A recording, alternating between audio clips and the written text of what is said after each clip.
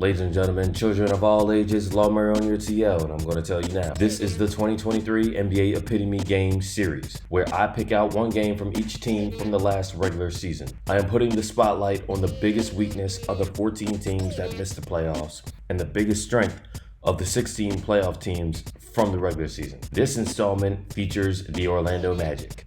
Orlando was a bottom 5 offense for the third season in a row, and they have been a bottom 10 offense for 11 years now. The epitome game for the Magic came at home in November against the Charlotte Hornets. Orlando was missing key ball handlers, including Rookie of the Year Paolo Banchero and point guard Markelle Fultz. And the way they struggled to protect the ball, it looked like it.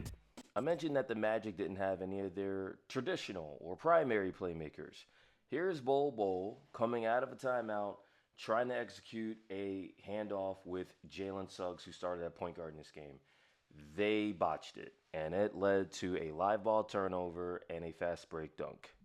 Later in the first half, Bol again, this time in transition, throws a wayward pass that Dale Maledon could have deflected. Instead, it was intercepted by Terry Rozier. The sad thing is, the Magic were playing the Hornets, so they were going to be in this game, but a 10-13 assist-to-turnover ratio in the first half is going to limit your opportunities. How about some second-unit turnovers? Terrence Ross trying to run a pick-and-roll with Mo Bamba. He loses it. And again, at this point, Orlando's down 17 with 15 and a half minutes to go. So even though the Hornets trade the turnover right back to them, the advantage is going to be Charlotte's because they have the lead already.